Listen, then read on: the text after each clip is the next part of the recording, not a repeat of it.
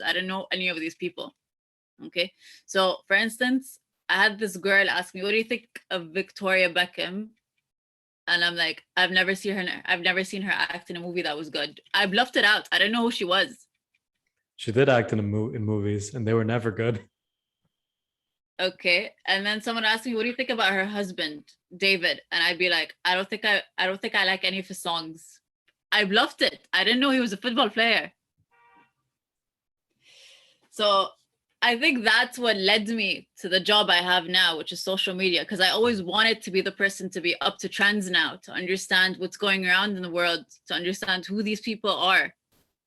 Yeah. So it doesn't backfire again and someone would make fun of me for not knowing something. So and that's just yeah, go ahead. And that's just a small example of how something negative that happened in my life at a younger age affected me when I was older. So you think it made you stronger? Definitely. I mean, I always feel like, this cliche saying that says whatever doesn't kill you makes you stronger.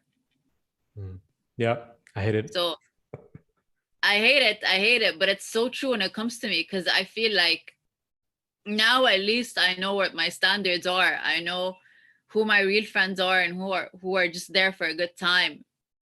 I know how to stay up to date and try to be on top of topics and be the person who knows everything about everything. But do you feel like that wasn't a guarantee? Because I feel there are some cases of bullying where it breaks a person.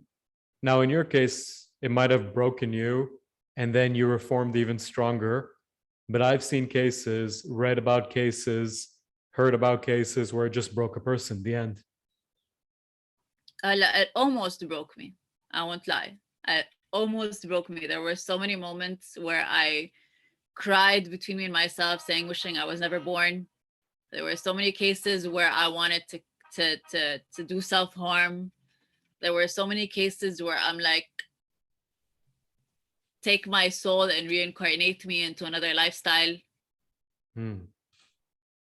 When did it stop? When did that turn from I'm the problem to I'm going to overcome this problem? 3 years ago. Wow. That's a long time. Yeah. What initiated that?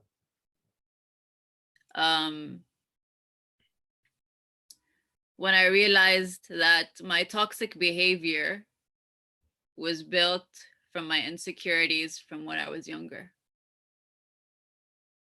There was no catalyst, there was no book, motivational quote. I think it was just really bad experiences.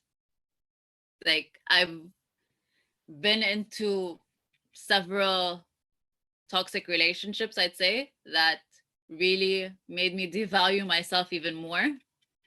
So when you reach that 1%, it's like when you have a phone that's on 1%, you run to the charger to plug it in. Yeah. So I think that's what happened to me. I was on 1% at that stage. 3 years ago, I was like, khalas, I didn't have a job. I was convinced I was a horrible person. I didn't give myself space to love myself. So I struggled a lot with self-love until 3 years ago when I decided it's either I take the time to love myself or I waste no time living. Honestly, that's amazing.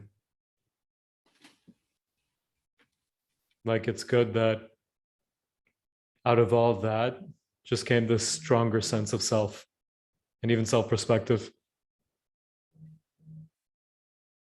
Yeah. So up until then, I was in a very negative state of mind. I did impulses just to be a people pleaser. And up until 3 years ago is when I was like, you know what? It's time to live for me and stop living for others.